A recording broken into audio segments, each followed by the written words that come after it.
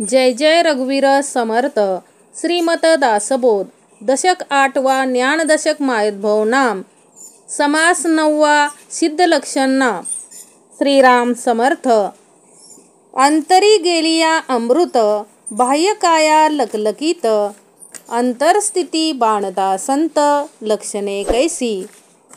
श्रीराम समर्थ. बघा, समर्थांनी पहिलीच ओवी काय दिली हो? अंतरी गेलिया अमृत बाह्य काया लकलकीत. जसं अंतरी अमृत प्राशन केलं की काय होतं, बाह्य काया काय होते, लकलकीत होते. जसं पोटात अमृत गेलं म्हणजे बाहेरून शरीर कसं हो, तेजपुंज दिसते. हे झालं द्वैत भाग झाला. अद्वैत भाग काय? अंतरी गेलिया अमृत, श्रवणाचं पाणी आतमध्ये गेलं की काय हो, चेहऱ्यावरती काय दिसतं? साहजिकच ते तेज दिसतं. म्हणजेच ब्रह्मस्थिती अंतःकरणात बांधली असता त्या साधूची लक्षणे कशी असतात ते काय करायचंय, आपल्याला पाहायचंय. समर्थांनी काय गेल्या समासात आपण आत्मदर्शन बघितलं. आता ज्या व्यक्तीला परमात्मा काय आहे याचे ज्ञान झाले आहे, जो संसारात असूनही विरक्त आहे, अशा पुरुषाची लक्षणे काय आहेत ते समर्थांनी काय सांगितलं गेल्या समासात, आपल्याला आपण ह्या समासात बघूया. आणि पहिलीच ओवी काय दिली समर्थांनी? अंतरी गेलिया अमृत बाह्य काया लकलकीत अंतरस्थिती बाणता संत लक्षणे कैसी. अहो, ज्याच्या अंतरी श्रवणामृत गेलेलं आहे त्याची काया बाहेरून कशी दिसणार आहे हो? लकलकीतच दिसणार आहे. हेच पहिलं लक्षण आहे. काय? त्याची काया. बघा, लोक काय म्हणायचे, हा तुकाराम महाराजांच्या चेहऱ्यावरती काय होतं, अखंड तेज होतं. असं तेज की लोक काय म्हणायचे हो, हा काय खातो असा तुकाराम, खायला तर त्याला अन्न मिळत नाही वेळच्या वेळी, हा काय खातो की असं त्याचा चेहरा काय आहे, तेजपुंज आहे. म्हणजे काय हो, कशाचं अमृत घेतलं होतं ह्या संतांनी? अंतरी कशाचं अमृत घेतलेलं? त्या परमात्म्याला जाणून, म्हणजे परमात्म्याचं अमृत, श्रवणरूपी परमात्म्याचं अमृत अंतरी गेलं की आपोआप काय काया काय होणार आहे हो?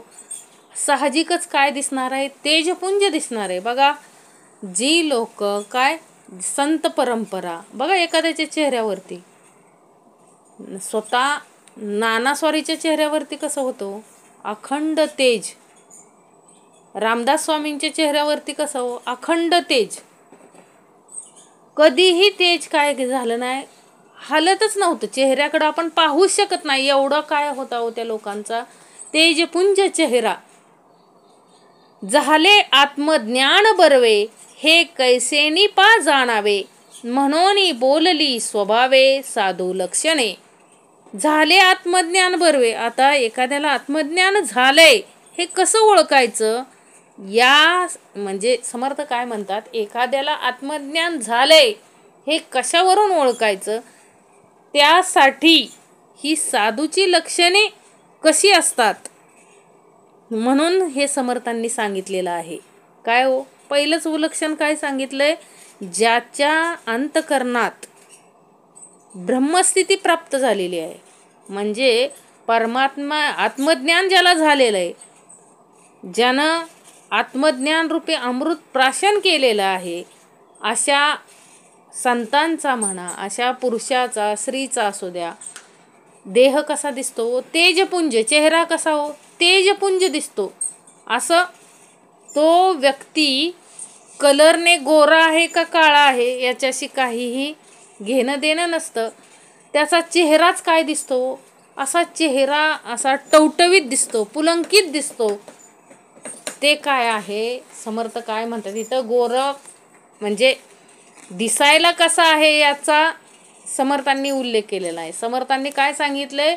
ज्याला आत्मज्ञान झालंय, ज्याच्या अंतकरणात आत्मज्ञान गेलंय, त्याच्या साहजिकच त्याचं शरीर बाहेरून काय दिसणार आहे हो? तेजपुंज. साहजिकच. अहो, नुसता चेहरा काय होतो, चकचक चकचक करतो. एवढं काय असतं त्या व्यक्तीकडं? आत्मज्ञान असतं. म्हणजे त्याला कोणती क्रीम नाही, ते अंतःकरणातून यावं लागतं. म्हणजे त्या व्यक्तीचा चेहराच कसा दिसतो, तेजपुंज दिसतो, हे खरं लक्षण आहे. आत्मज्ञान बर्वे झाले, आत्मज्ञान बर्वे हे कैसेनी पा जाणावे, म्हणून बोलली स्वभावे साधू लक्षणे. समर्थ काय म्हणतात, आता आत्मज्ञान झालंय हे कसं कळेल, म्हणून काय करायचंय, लक्षणे सांगावे लागतात आपल्याला. काय हो, काहीतरी दाखवावं लागतं, उदाहरण द्यावं लागतं, त्यावेळेस आपल्याला काय होतं, कळतं. ऐक सिद्धाचे लक्षण, सिद्ध म्हणजे स्वरूप जाण, ते पाहता वेगळेपण मुळीच नाही. काय सांगितलंय, ऐक सिद्धांचे लक्षण, सिद्धांचं लक्षण ऐका. सिद्ध म्हणजे काय हो, ब्रह्मस्वरूप होय. सिद्ध म्हणजे स्वरूप जाण, ते पाहता वेगळेपण मुळीच नाही. सिद्ध म्हणजे ब्रह्मस्वरूप, त्यात वेगळेपणा मुळीच नाही, दोहोत भेद मुळीच नाही. ते तसे हे काय समर्थ काय म्हणतात, त्यासाठीच आपल्याला सिद्ध म्हणजे स्वरूप, त्या स्वरूपाच्या ठिकाणी एकरूप होणे, त्या परब्रह्माच्या ठिकाणी एकरूप होणे म्हणजे सिद्ध होय. तिथे वेगळेपणा मुळीच नसतो. स्वरूप होऊन राहिजे, तया नाव सिद्ध बोलीजे, सिद्ध स्वरूपची साजे सिद्धपण. काय सांगितले समर्थांनी, स्वरूप होऊन राहिजे म्हणजे ब्रह्मस्वरूप होऊन राहतात, त्या सिद्ध म्हणतात. आणि ब्रह्मस्वरूप झालेल्यांना काय सिद्धपणा काय दिसतो, शोभून दिसतो. वेदशास्त्री जे प्रसिद्ध, स्वरूप स्वतः सिद्ध, तयासीच बोलीजे सिद्ध, अन्यथा न घडे. वेदशास्त्री जे प्रसिद्ध, जे स्वयंभू म्हणून वेदशास्त्रात स्वरूप प्रसिद्ध आहे, त्याला सिद्ध म्हणावे, दुसऱ्यास म्हणता येत नाही. लक्षात घ्या, जे स्वयंभू म्हणून वेदशास्त्रात स्वरूप प्रसिद्ध आहे, त्यालाच काय म्हणायचं, सिद्ध म्हणावे. दुसऱ्याला म्हणजे ज्याला ते ज्ञान आहे वेदशास्त्रांचं, त्याच्याकडेच ते ब्रह्मस्वरूप येणार आहे. तथापि बोलो काही एक, साधकास कळाया विवेक, सिद्ध लक्षणाचे कौतुक, ते हे ऐसे असे. तथापि बोलो काही एक, तथापि साधकांना विचार करण्यासाठी म्हणून काहीतरी थोडेसे सांगूया. सिद्ध लक्षणांची मौज कशी असते, सिद्ध लक्षणाचे कौतुक, ते हे ऐसे असे. म्हणजे सिद्ध लक्षण कसे आहे, त्याचं कौतिक कसं करायचं, हे काय करायचंय, सांगायचंय. अंतरस्थित स्वरूप झाली, पुढे काया कैसी वर्तली, जैसी स्वप्नीची नातली स्वप्न रचना. अंतरस्थित स्वरूप झाली, तथापि काय सांगितलं, अंतरस्थिती ब्रह्मस्वरूपाकार झाल्यानंतर पुढे देह कसा वागतो, तर स्वप्नातील स्वप्न रचना जशी लटकी असते तसा. म्हणजे समर्थ काय सांगतात इथं, अंतरस्थिती ब्रह्मस्वरूपाकार झाल्यानंतर पुढे देह कसा वागतो, तर स्वप्नातील स्वप्नरचना जशी लटकी असते. म्हणजे आपण स्वप्न बघितल्यानंतर, स्वप्नात एखादा बंगला बांधलेला बघितला तर आपण काय त्या बंगल्यात जाऊन राहतो का हो, ते कल्पनेतच काय करून देतो, सोडून देतो. तसं अंतर्स्थित म्हणजे अंतर्स्थित स्वरूप झालं की ह्या शरीराबद्दल त्या सिद्ध माणसाला तसं वाटू लागतं. तथापि सिद्धांचे लक्षण काही करू निरूपण, जेणे बाणे अंतर खूण परमार्थाचे. बघा समर्थांनी काय सांगितलंय, तथापि परमार्थाचे वर्म अंतःकरणात ठसवण्यासाठी थोडेसेच सिद्धांचे लक्षण सांगू. म्हणजे काय, परमार्थाचं वर्म काय आहे हो, परमार्थाचं वर्म शेवटी त्या परमात्म्याशी एकरूप होणे, हे काय आहे, परमात्म्याचं वर्म आहे. तथापि सिद्धांचे लक्षण काही करू निरूपण, जेणे बाणे अंतर खूण परमार्थाची. आता परमार्थाची अंतरखून आपल्या अंतरी बांधण्यासाठी थोडे काय सांगू, सिद्धाचे लक्षण सांगू समर्थ सांगतायत. सदा स्वर, आता काय लक्षण आहेत ते बघा. सदा स्वरूपानुसंधान हे मुख्य साधूचे लक्षण, जनी असोन आपण जना वेगळा. सदा स्वरूपानुसंधान काय सांगितलंय, सदा काय, सदा स्वरूपानुसंधान नेहमी काय असतो, म्हणजे निरंतर आत्मस्वरूपाचे चिंतन करणे हे साधूचे काय आहे, मुख्य लक्षण आहे. त्याचा देह म्हणजे साधूचा देह जनात म्हणजे कसं हो, माणसामध्ये ही माणसं वागतात आपल्यासारखीच आहेत असं दाखवतात. तुकाराम महाराज सुद्धा संसार करतच होते ना, परंतु संसारात असून म्हणजे लोकांमध्ये जनामध्ये वागून जनाहून काय असतात, ती वेगळी असतात. हे पहिलं लक्षण आहे. काय आहे पहिलं लक्षण, ते नेहमी निरंतर आत्मस्वरूपाचं चिंतन करत असतात.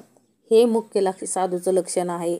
आणि ते जनामध्ये म्हणजे लोकांमध्ये राहून सुद्धा ते लोकांपेक्षा काय असतात, वेगळे असतात.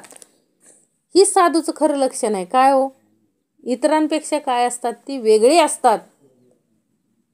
सदा स्वरूपानुसंधान हे मुख्य साधूचे लक्षण, जनी असोन आपण जना वेगळा. सदा स्वरूपानुसंधान निरंतर आत्मस्वरूपाचे काय असतं, त्यांच्याकडं चिंतन असतं. हेच साधूचं लक्षण आहे. त्या आत्मस्वरूपाचं काय असावं लागतं, अंतरी चिंतन असावं लागतं. आणि त्यांच्याकडं असतं नेहमी आत्मस्वरूपाचं काय असतं, चिंतन असतं. आणि ते काय करत असतात, जनामध्ये वागून म्हणजे जनामध्ये असून सुद्धा लोकांसारखं वागतात, परंतु ते लोकांपेक्षाही काय असतात, निराळे असतात. स्वरूपी दृष्टी पडता तुटून गेली संसार चिंता, पुढे लागली ममता निरूपणाची. स्वरूपी दृष्टी पडता म्हणजे स्वस्वरूपाकडे एकदा दृष्टी पोचली की संसाराची काळजी काय होऊ जाते, संपून जाते. आणि नंतर निरूपण ऐकण्याची व सांगण्याची ममता लागते. म्हणजे काय होतं, निरूपण ऐकण्याची व सांगण्याची काय लागते, ममता लागते. स्वरूपाकडे एकदा काय लागली की दृष्टी पोचली की काय होतो, संसार चिंता सगळी तुटून जाते. आणि पुढं काय लागते, आवड कशाची लागते हो, निरूपणाची लागते. हे लक्षात ठेवा. म्हणजे अखंड त्या श्रवणाची निरूपणाची काय होते हो, आवड निर्माण होते. हे साधकाचे लक्षण, परिसिद्ध अंगी असे जाण, सिद्ध लक्षण साधके विन बोलोच नये. हे साधकाचं लक्षण आहे. खरे तरी ते सिद्धाच्या अंगी असते. साधक लक्षणांचा समावेश केल्या वाचून सिद्ध लक्षण सांगता येणार नाही. काय सांगितलंय, साधक लक्षणांचा समावेश केल्या वाचून म्हणजे साधकाचं काय लक्षण आहे अगोदर ते सांगावं लागेल आणि नंतरच सिद्ध म्हणजे साधकाच्या लक्षणाशिवाय सिद्ध लक्षण सांगता येणार नाही. बाह्य साधकाचे परी आणि स्वरूपाकार अंतरी, सिद्ध लक्षण ते चतुरी जाणीजे ऐसे. बाह्य साधकाचे परी, बाहेरून कसं साधकासारखं म्हणजे साधक ज्याप्रमाणे वागतो तसं साधकाप्रमाणे वागून अंतकरणात अखंड ब्रह्म स्वरूप असणे हे सिद्धाचे लक्षण होय. आणि समर्थ काय सांगतात, सिद्ध लक्षण ते चतुरी जाणीजे ऐसे. हे कोणी, जे सुज्ञ आहेत त्यांनी ही लक्षात नीट ठेवावं. समर्थ काय म्हणतात, हे नीट लक्षात ठेवावं. काय की सिद्ध हे नेहमी काय असतात, बाहेरून कसं दिसतात, साधे साधकासारखे दिसतात, परंतु अंतरी अखंड काय असते, त्यांना स्वरूपाकार असतात. अंतरी काय असतात, स्वरूपाकार असतात. संदेह रहित साधन तेची सिद्धांचे लक्षण, अंतर्बाह्य समाधान चळेना ऐसे संदेहरहित साधन. काय सांगितलंय? संशयरहित साधन करणे आणि अंतर्बाह्य समाधानाला धक्का बसणार नाही असे वागणे हे काय होय? सिद्धांचे लक्षण होय. संदेहविरहित म्हणजे काय? संशयरहित साधन करणे आणि अंतर्बाह्य समाधानाला धक्का बसणार नाही असं काय करणे? आचरण करणे हे काय आहे? सिद्धाचं लक्षण आहे. अचळ झाली अंतरस्थिती, तेथे चळणास कैसची गती, स्वरूपी लागता वृत्ती स्वरूपाची झाली. अचळ झाली अंतरस्थिती. अंतःकरणाची वृत्ती अचळ म्हणजे कशी हो? स्थिर.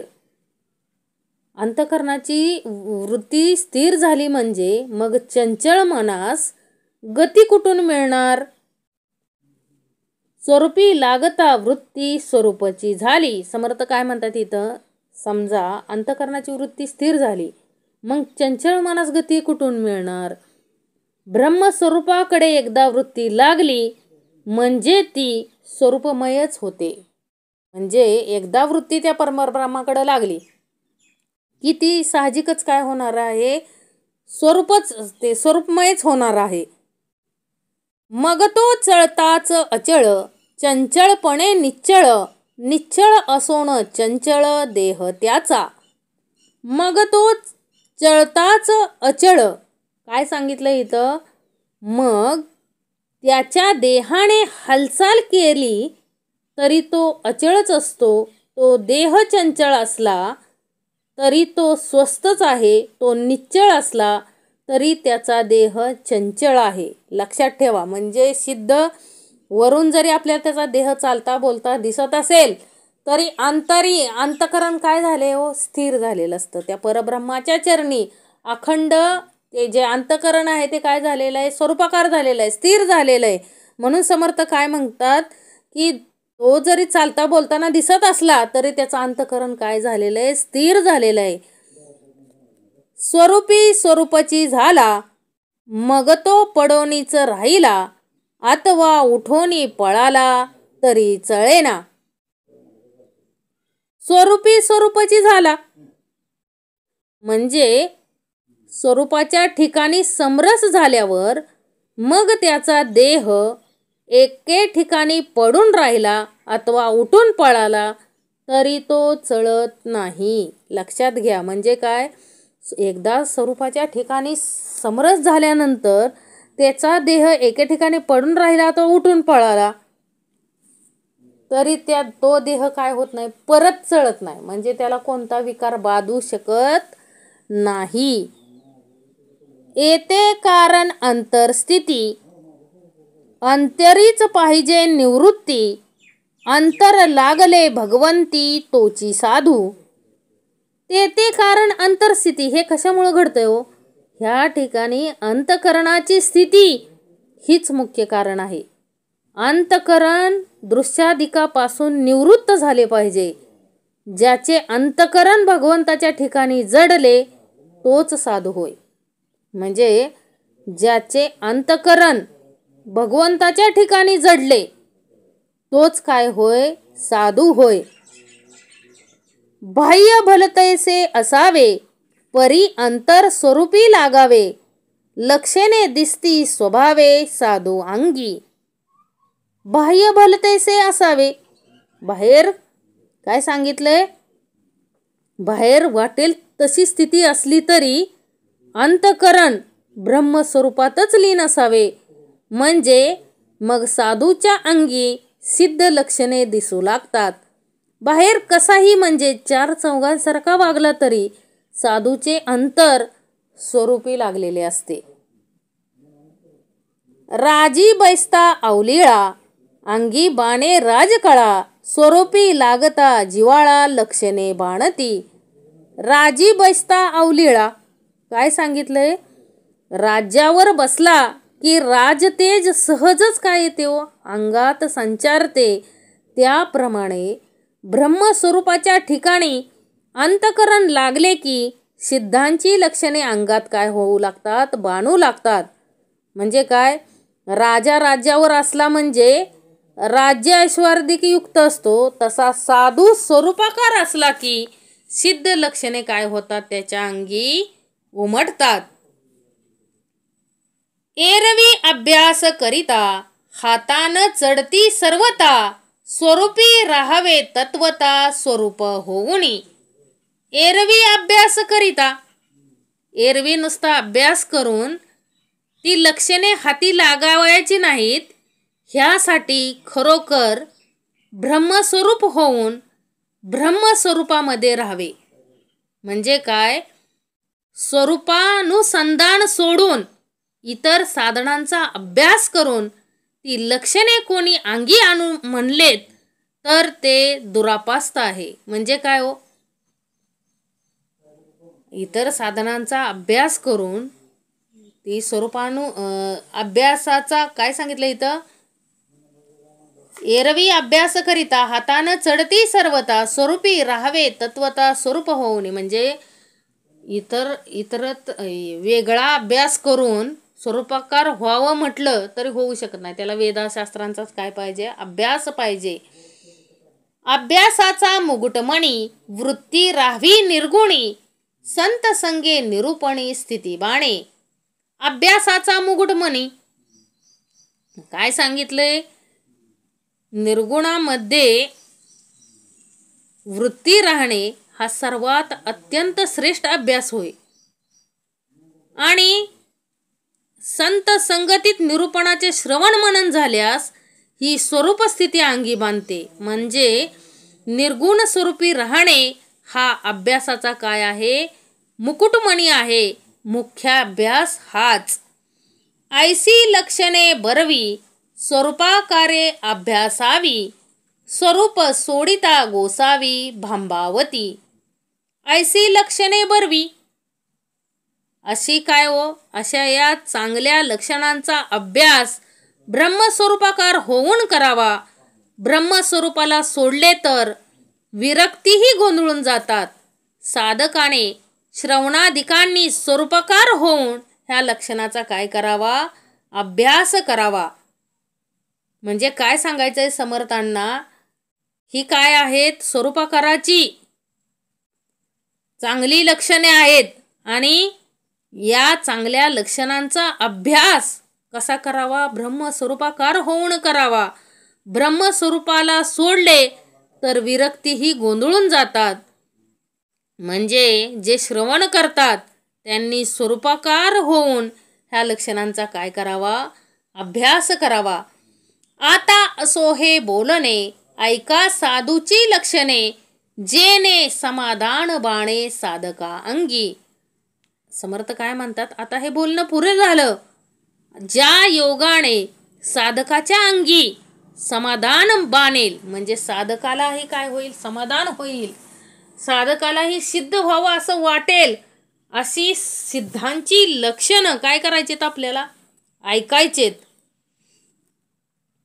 स्वरूपी भरता कल्पना तेथे कैची उरेल कामना, म्हणून या साधू जना कामची नाही. स्वरूपी भरता कल्पना, ब्रह्मस्वरूपामध्ये एकदा कल्पना शिरली की मग तेथे कामना कुठून उरणार. म्हणून साधूंच्या ठिकाणी कामच नसतो. म्हणजे काय सांगितलंय इथं, स्वरूपी भरता कल्पना तेथे कैची उरेल कामना, म्हणून या साधू जना कामची नाही. कामची नाही म्हणजे काय हो, काम हा विषय साधूंजवळ नसतो. कारण का हो, त्यांची कल्पना कुठं शिरलेली असते, ब्रह्मस्वरूपामध्ये. मग तिथं कामना कुठून उरणार आहे हो. त्यांची सर्व काया म्हणजे देह म्हणजे अंतरीचे जे विचार आहेत ते पूर्णपणे काय हो, ब्रह्मस्वरूपाकार झालेले असतात. मग तिथं कामना म्हणजे इच्छाच व्यक्त होणार नाही. मग तिथं काम तर कुठून येणार आहे हो, काम हा विषय येऊ शकत नाही. कल्पिला विषयो हातीचा जावा, तेने गुणे क्रोध यावा, साधू जनाचा अक्षय ठेवा जाणार नाही. आता 2 नंबरचा विषय कोणता? पहिला विषय सांगितला काम. काम का हो? काम तर येऊ शकत नाही साधू जो, कारण तुम्हाला सांगितलंय या अगोदर पण आपण सांगितलंय काय हो, 6 धूस म्हणजे ज्याने 6 धुतलेले आहेत, षडविकार धुतलेले आहेत, म्हणजे 6 विषयावरती ज्याने विजय मिळवलेला आहे तो खरा साधू.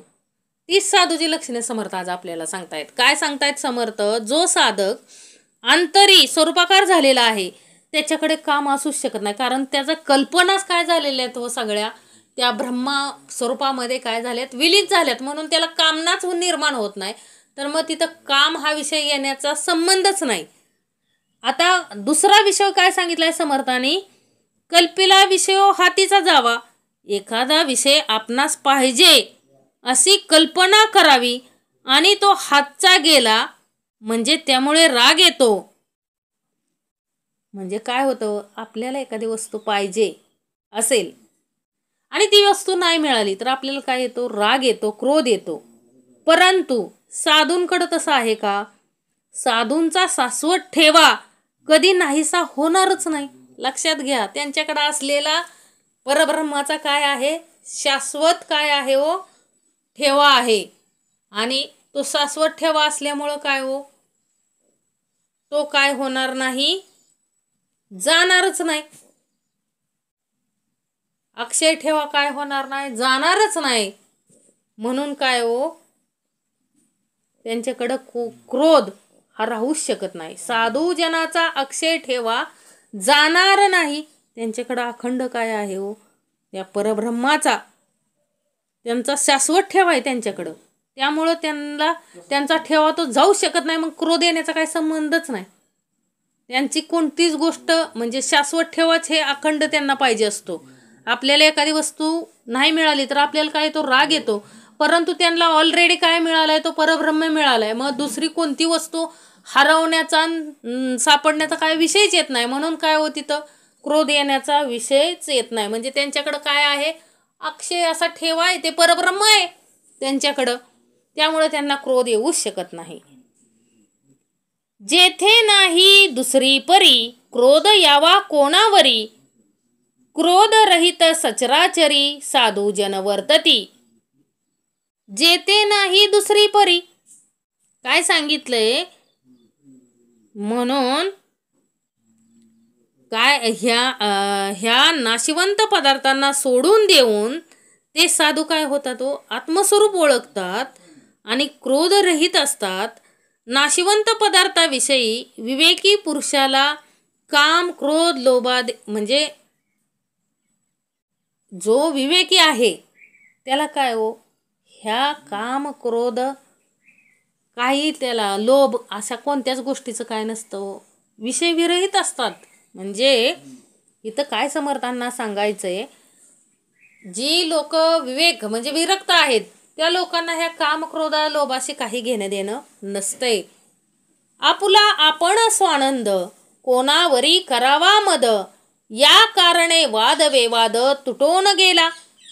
आपुला आपण स्वानंद काय सांगितलंय? जेथे दुसरे म्हणजे काय सांगितलंय? जेथे दुसरेपणा नाही तेथे रागवायचे कोणावर?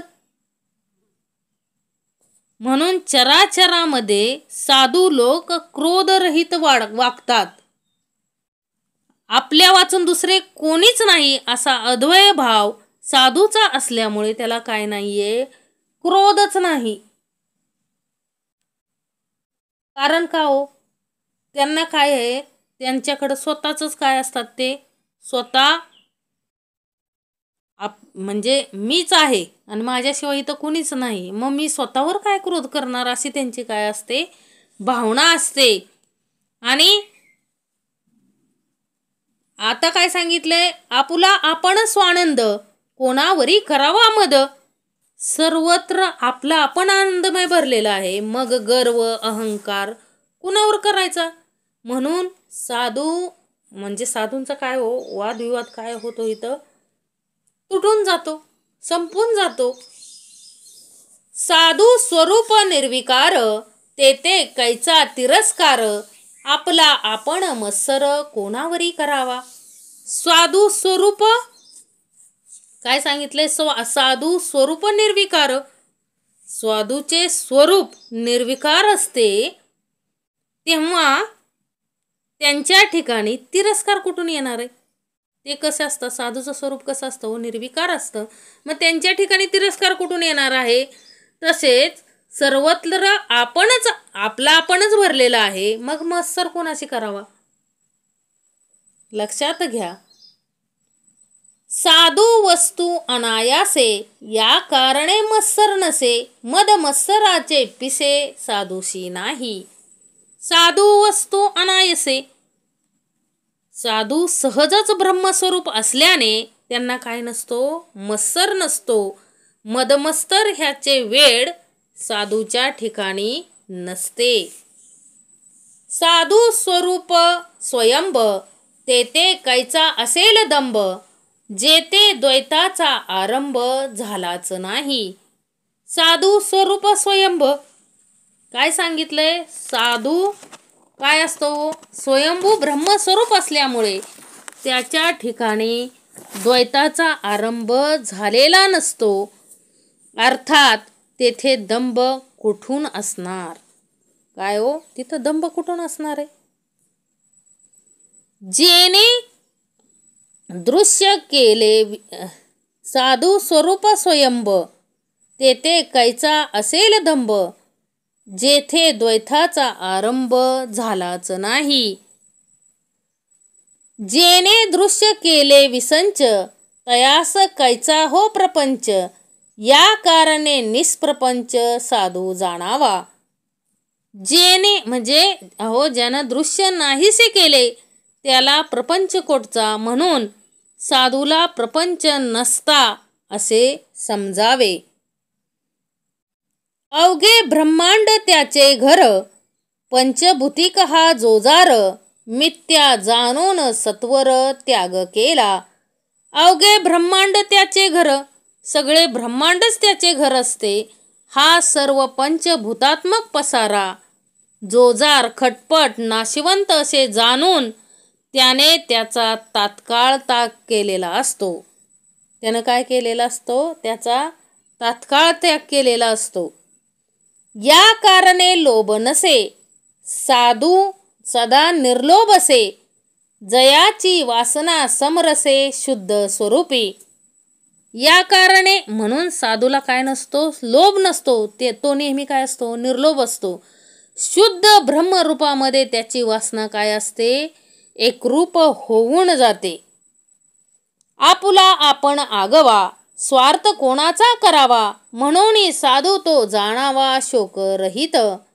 आपुला आपण आगवा म्हणजे सर्वत्र आपला आपणच असल्यामुळे साधूनं कशाचा स्वार्थ करायचा. म्हणून साधू काय असतात, स्वार्थ विरहित असतात.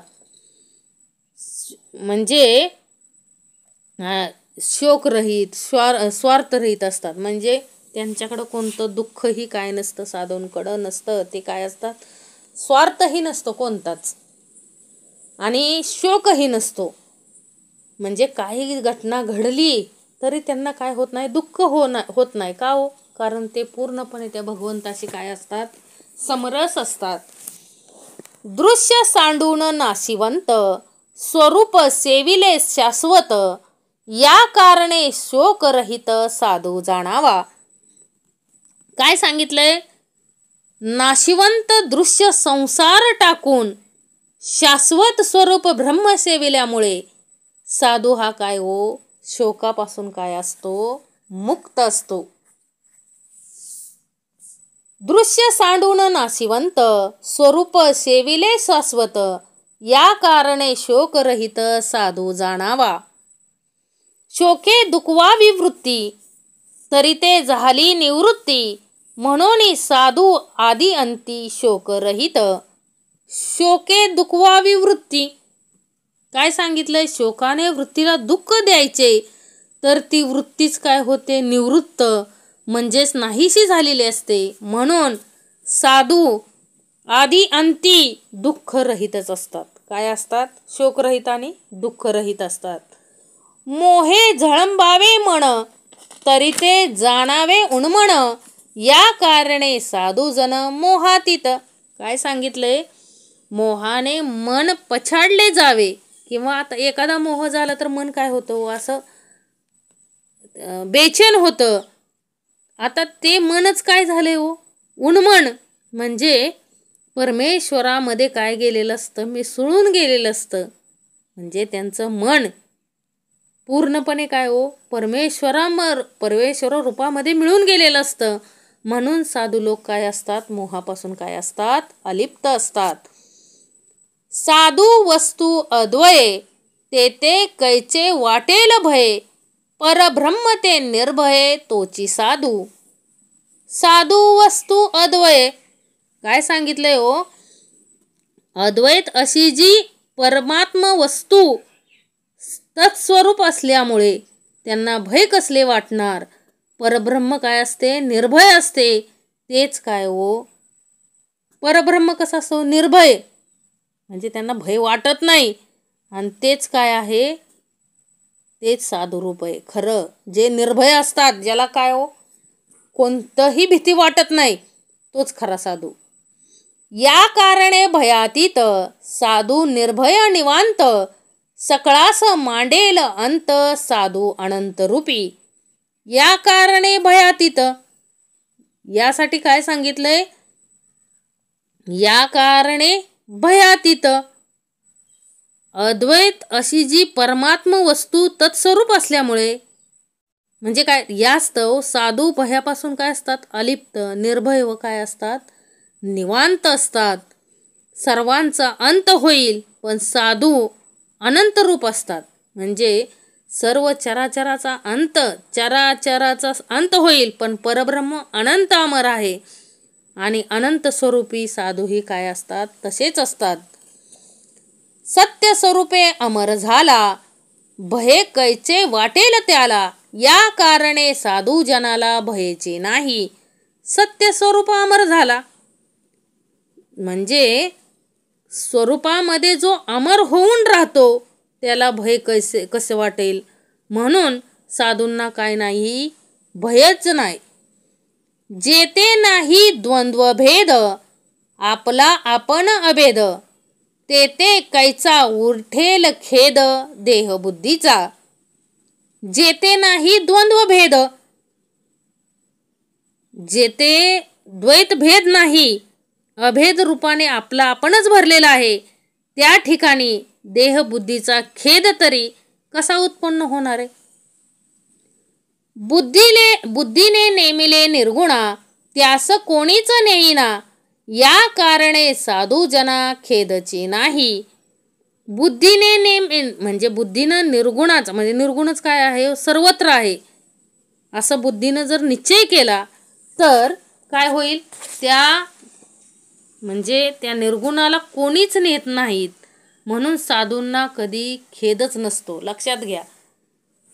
म्हणजे बुद्धीने नेमिले निर्गुणा, त्यास कोणीच नेईना, या कारणे साधू जना खेद. म्हणजे एखादं गेलं, एखादं काय झालं तरी त्या साधूंना काय वाटत नाही, खेद वाटत नाही. कारण का हो, कारण त्यांना माहित आहे निर्गुणाला कोणीच नेऊ शकत नाही. अंतरीचा अंतरात्मा कसा आहे, निर्गुण निराकार आहे, तो जातही नाही येतही नाही, मग त्याला मरण कसलंय.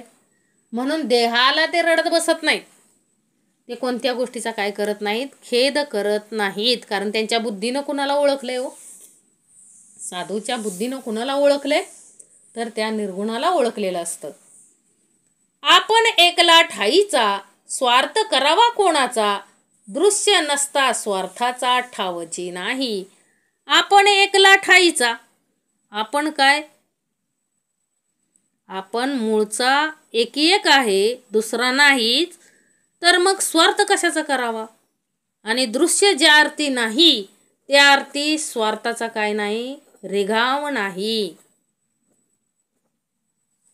साधू आपणची एक, तेते कैचा दुःख शोक, दुजे विन अविवेक येणार नाही. साधू आपणची एक काय आहे, साधू आपणच सर्वत्र एकरूप असतो, तेथे दुःख शोक कसा येणार. द्वैता वाचून अविवेक उत्पन्न होत नाही. द्वैता वाचून काय हो, अविवेक काय होत नाही, उत्पन्न होत नाही. आशा धरिता परमार्थाची, दुराशा तुटली स्वार्थाची, म्हणून नैराश्यता साधूची ओळखण. आशा धरिता परमार्थाची, दुराशा तुटली स्वार्थाची, म्हणजे आशाच धरली कशाची, परमार्थाची. तिथं स्वार्थ काय होणार आहे, गळूनच पडणार आहे ना. आशाच कशाची धरली, अखंड परमार्थाची, मग तिथं स्वार्थ कुठून येणार आहे हो. तिथं स्वार्थ काय होतो, तुटून पडतो. म्हणून निराशा ही साधू ओळखण्याची, म्हणजे नैराश्यता ही काय आहे हो, साधूची काय आहे, ओळखण आहे. मृदपणे जैसे गगन, तैसे साधूचे लक्षण, या कारणे साधू वचन कठीण नाही. मृदुपण जैसे गगन म्हणजे काय सांगितलंय, आकाश जसे कोमळ असते तसा साधूचा काय आहे हो, स्वभाव असतो. म्हणून साधूंचं भाषण काय नसतं, कठीण नसतं. काय नसतं, आकाश जसं कोमळ आहे तसाच काय आहे हो, साधूचा स्वभाव आहे कोमळ. म्हणून साधूचं भाषण काय नसते, कठीण नसते. त्यांचं बोलणं काय नसतं, त्यांचं भाषा कशी असते व मृदू. त्यांचं भाषा कधी कठीण नसते. बघा, अनुभव घेतलेत आपण. कितीही मोठी पदवी असेल तरी ज्याच्या अंगी साधूच्या, आपल्याला माहिती आहे कोणाच्या अंगी साधूची लक्षण होती, कसा तेजपुंज देह होता, किती नम्रता होती, अखंड असेपर्यंत काय केलं, अखंड नम्रता. बोलणं कसं, मवाळ मृदू, कधीही कठीण बोलणं नाही. स्वरूपाचा संयोगी, स्वरूपाची झाला योगी, या कारणे वितरागी निरंतर. स्वरूपाचा संयोगी काय सांगितलंय, ब्रह्मस्वरूपाशी ऐक्य झाल्यामुळे योगी ब्रह्मस्वरूप झालेला असतो. म्हणून तो अखंड काय असतो, वैराग्यशाली असतो, म्हणजे वैराग्यशील असतो. योगी काय असतो, नेहमी वैरागी, वितरागी, वैराग्यशील. स्वरूपाचा संयोगी म्हणजे ब्रह्मस्वरूपाचे ऐक्य झालं, म्हणजे त्या जो साधू असतो त्यांचं ऐक्य कुणाशी झालेलं असतं, ब्रह्मस्वरूपाशी झालेलं असल्यामुळे ते काय, योगी ब्रह्मस्वरूप झालेला असतो. म्हणून तो अखंड काय असतो, वैराग्यशील, अखंड वैराग्य असतं. विवेकाचं वैराग्य. विवेक म्हणजे काय हो, विषय वेगळे करणे. विवेकाचा अर्थ काय, विवेक विषय वेगळे करणे. आपण शरीरामध्ये साधू कुणाला म्हणायचं, हे षडविकार ज्याने, या षडविकारांवरती ज्यानं विजय मिळवलाय तो खरा साधू. मग साधूचं बोलणं कठीण नसतं, मृद. जसं आकाश मृद आहे तसं साधूचं बोलणं काय हो, मृद असतं. हे साधूचं लक्षण आहे. नंतर काय सांगितलंय, स्वरूपाच्या म्हणजे अखंड वैराग्य. साधूकडं मी सांगितलं ना की विवेकाचं वैराग्य असतं, अखंड.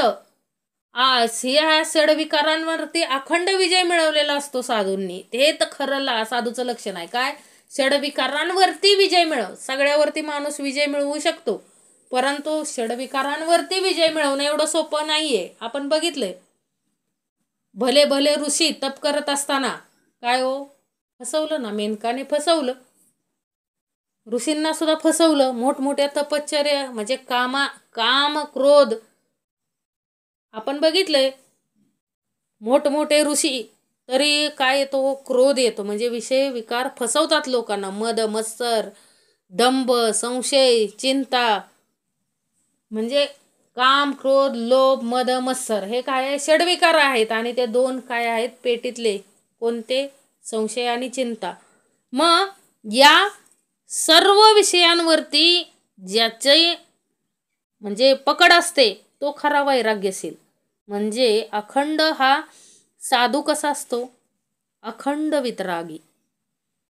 स्थिती बाणता स्वरूपाची, चिंता सोडली देहाची, या कारणे होणाराची चिंता नसे. स्थिती बाणता स्वरूपाची, चिंता सोडली देहाची, या कारणे होणाराची चिंता नसे. चिंता कुणाची बांधली अंतरी? परब्रह्माविषयीच, म्हणजे ब्रह्म स्वरूपाची स्थिती अंतःकरणात भिनल्यामुळं देहाच्या भरण पोषणाची सुखदुःखाची काळजी कोण सोडतो? साधू सोडतो. म्हणून साधूला पुढं काय होणार ह्याची काय नसते, काळजी नसते. काय ब्रह्मस्वरूपाची स्थितीच काय हो अंतरी बांधलेली असते. त्यामुळं त्या साधूला काय होत नाही, चिंता वाटत नाही. चिंता सोडली, ह्या देहाचं काय वाटत नाही, लय कौतिक करत बसत नाहीत ते. त्या शरीराला काय करत नाहीत, शरीरावर जास्त प्रेम करत बसत नाहीत. आम्हाला संत तुकाराम महाराजांचं बघितलं, अखंड चालत जायचे कुठल्या त्या पर्वतावर चालत जायचे आणि तिथं काय करत बसायचे, नामस्मरण करत बसायचे. कधी विचार केला का हो त्या देहाचा, की मला जेवण नाही, माझं कसं होईल, मला माझं शरीर टिकेल का, आणि मला माझ्या पायांना किती चालावं लागेल. त्या भंडारदरा डोंगरावरती जात होते आणि माझ्या पायांना खडे टोचतील, असा कधीही विचार केला नाही. कारण देहाची चिंता सोडलेली हो. अखंड सर्व विषयांवरती काय हो सहज विजय मिळवला त्यांनी.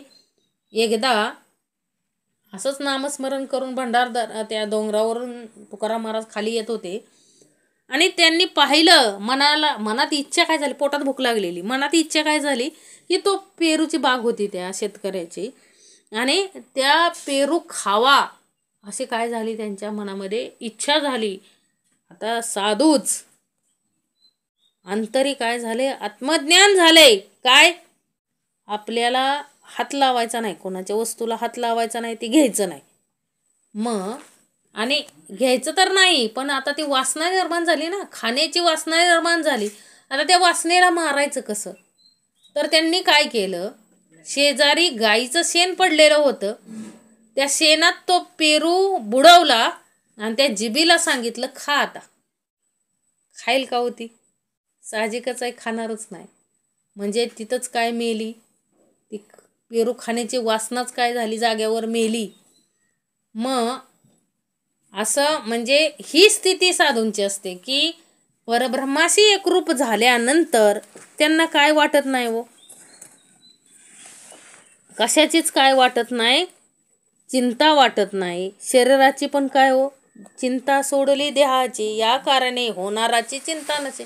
म्हणजे काय घडेल काय नाही याची काय नसते, चिंता नसते. स्वरूपी लागता बुद्धी, तुटे अवघी उपाधी, या कारणे निरोपादी साधू जन. स्वरूपी लागता बुद्धी म्हणजे काय सांगितलंय, स्वरूपाच्या ठिकाणी बुद्धी जडली की मागची सगळी उपाधी काय होते, संपते. म्हणून साधू पुरुष निरुपाधिक असतात. काय असतात? उपाधी.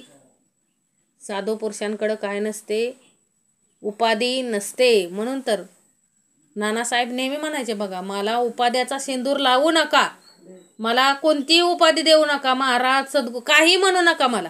कारण का हो, उपाध्याचा सिंदूर लावू नका, मी काय आहे, फक्त पाणक्या आहे, मला पाणक्या म्हणा. मी काय करतो, फक्त या म्हणजे समुद्र आहे, हा ग्रंथरूपी समुद्र आहे. अखंड वेदशास्त्रांचं काय भरलेलं आहे, ज्ञानाचा काय आहे, समुद्र आहे. मी फक्त त्यातलं थोडंसं पाणी काढून द्यायचं काय करतोय, पाणक्या म्हणा मला, त्यातलं मी थोडंसं पाणी काढून तुम्हाला काय देतोय. म्हणून साधू कसे असतात, उपाधी विरहित. त्यांना कोणत्याही उपाधीची काय नसते व गरजच नसते.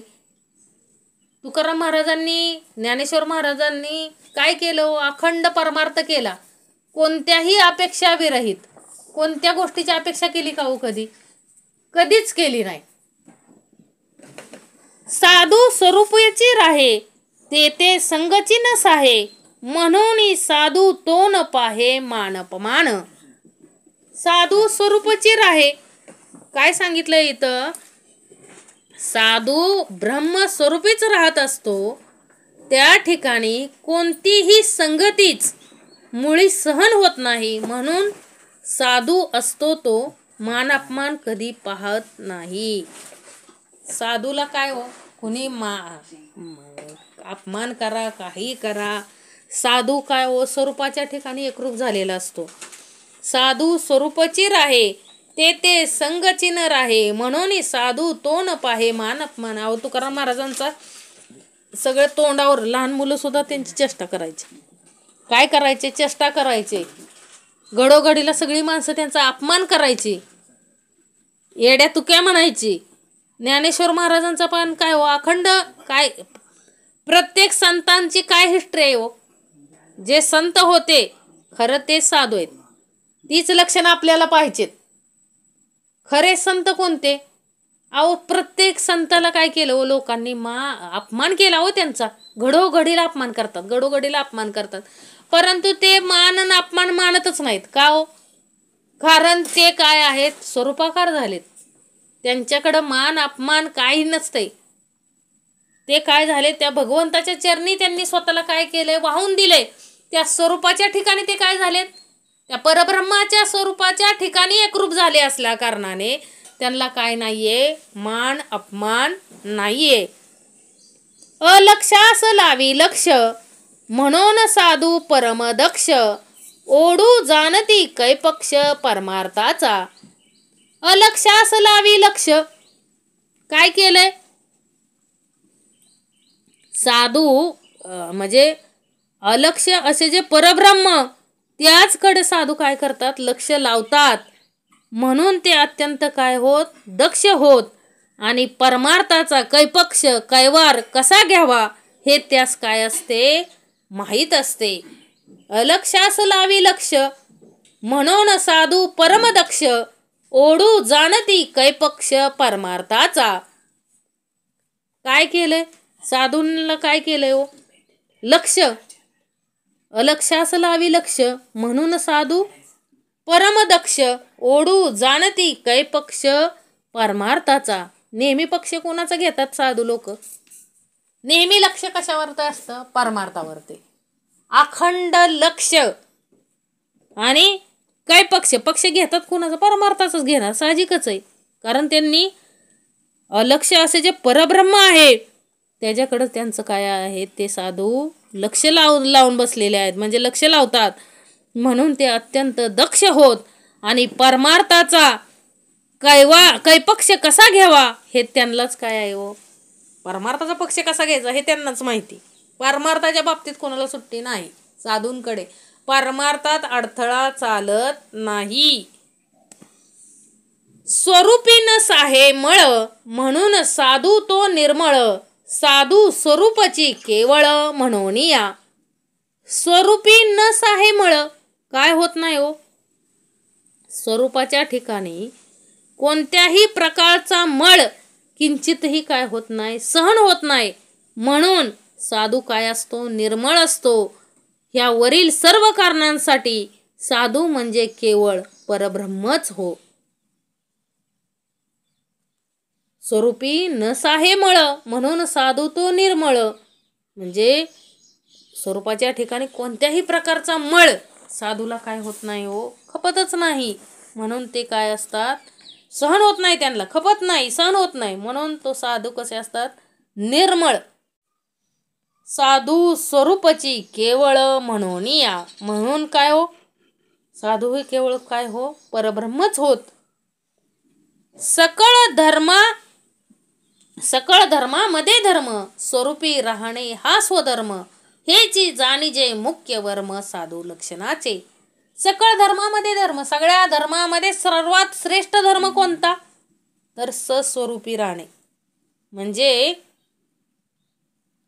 समर्थांना काय सांगायचं इथं की स्वस्वरूपाच्या ठिकाणी राहणे हाच स्वधर्म होय. इतकेच नव्हे तर सर्व धर्मामध्ये श्रेष्ठ धर्म होय. आणि हेच साधूंच्या लक्षणातले मुख्य अंग आहे. हे लक्षात ठेवा. काय? स्वरूपी राहणे. काय हो? परमार्थ म्हणजे स्वरूपी राहणे. साधूला ओळखायची ही काय आहे? मुख्य सकळ म्हणजे परमधर्म म्हणजे स्वरूपी राहणे. स्वरूपी राहणे म्हणजे काय? स्वधर्म. स्वतःला ओळखायचं, स्वतःमध्ये बदल करायचा. सकळ धर्मामध्ये धर्म, स्वरूपी राहणे हा स्वधर्म, हे जी जाणीजे मुख्य वर्म साधू लक्षणाचे. स्वरूपी राहणे म्हणजे काय हो? स्वतःमध्ये बदल करायचा, स्वतःमध्ये काय करायचं, त्या षडविकारांवरती विजय मिळवायचा, म्हणजे सस्वरूपी राहायचंय, त्या परब्रह्माचं म्हणून राहायचंय. हाच आपला खरा धर्म आहे. परब्रह्माचं म्हणून राहिलं तो आंतरिक काय राहणार नाही हो, विषय विकार राहणार नाहीत, कुठला मळ राहणार नाही, कोणताही द्वेष राहणार नाही. अखंड काय घडेल व या हातातून अखंड परमार्थ घडेल. हे काय आहे? मुख्य साधूचं लक्षण आहे. धरिता साधूची संगती, आपशाच लागे स्वरूप स्थिती. स्वरूप स्थितीने बाणती लक्षणे अंगी. धरिता साधूची संगती काय सांगितलंय हो?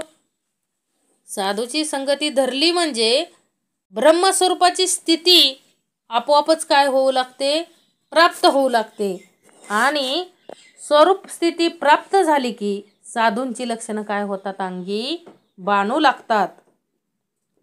ऐसी साधूंची लक्षणे अंगी बाणती निरूपणे, परंतु स्वरूपी राहणे निरंतर.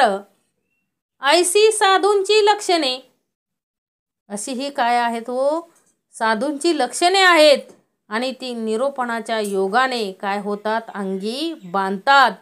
परंतु निरंतर स्वरूपामध्ये राहिले पाहिजे. श्रवण निरूपा काय होतात? म्हणजे समर्थांनी काय सांगितले?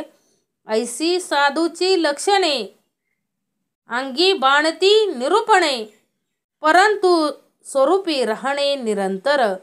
धरिता साधूची संगती, आपणास लागे स्वरूप स्थिती.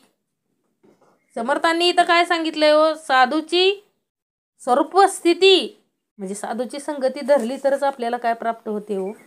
ब्रह्मस्वरूपाची स्थिती प्राप्त होते. आणि ब्रह्मस्वरूप स्थिती प्राप्त झाली की आपोआपच काय होतात हो? ही साधूची लक्षणे आपल्या अंगी येऊ लागतात. आणि अशी ही साधूची लक्षणे काय करायची? अंगी बाणायची. आणि ती कशातून बांधणार आहे हो आपण?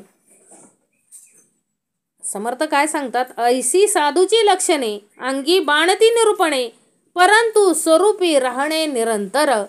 ही अशी जी लक्षणे आहेत ती श्रवण निरूपण अभ्यासाने काय होतात? अंगी बांधतात.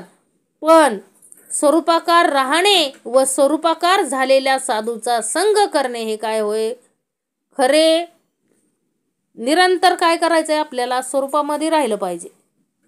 कारण ही साधूची लक्षणे जर अंगी बांधवायची असतील तर अखंड काय पाहिजे? श्रवण आणि निरूपण पाहिजे. अखंड काय पाहिजे? श्रवण आणि निरूपण. तरच काय होणार आहे? ती साधूची लक्षणे आपल्या अंगी काय होणार आहेत? येणार आहेत. म्हणजे साधूच्या संगतीत तर राहायचंय. साधूच्या संगतीत कशातून राहता येते हो? श्रवण आणि निरूपणात. अखंड त्या ब्रह्मस्वरूप स्थितीत काय करायचंय? आपल्याला राहायचंय, स्वरूपाकार स्थितीत राहायचंय. आणि साधूंची लक्षणं काय करायचे? हळूहळू आपल्याला पण तसं स्वरूपाकार होऊन जायचंय. साधूची लक्षणं अंगी काय? आपण कोण आहे हो? साधक आहे. आपल्याला काय व्हायचंय? साधू व्हायचंय. मग आपल्याला काय केलं पाहिजे? अखंड श्रवण निरूपण केलं पाहिजे. आणि सस्वरूपी राहणे हे काय आहे? निरंतर स्वरूपी राहायचं. निरंतर स्वरूपी राहता स्वरूपाची होईजे तत्वता, मग लक्षणे अंगी बाणता वेळ नाही. निरंतर स्वरूपी राहता काय हो?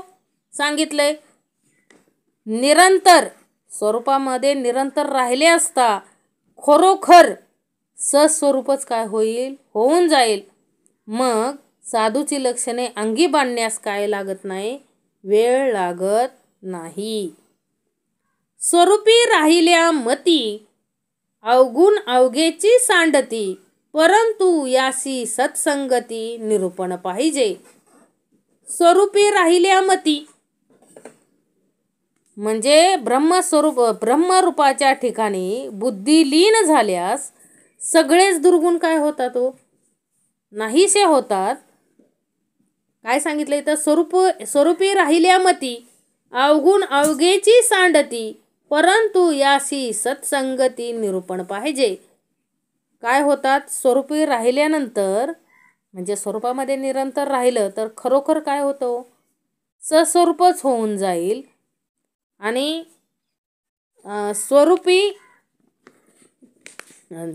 स्वस्वरूपाची लक्षणं अंगी बांधण्यास काय लागणार नाही, वेळ लागणार नाही. परंतु ब्रह्मरूपाच्या ठिकाणी बुद्धी लीन झाल्यास सगळेच दुर्गुण काय होतात, नाहीसे होतात.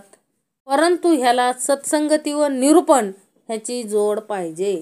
समर्थ काय सांगतात, स्वरूपी राहण्यासाठी सुद्धा काय पाहिजे आपल्याला, संत संगती पाहिजे आणि अखंड काय पाहिजे, निरूपण पाहिजे.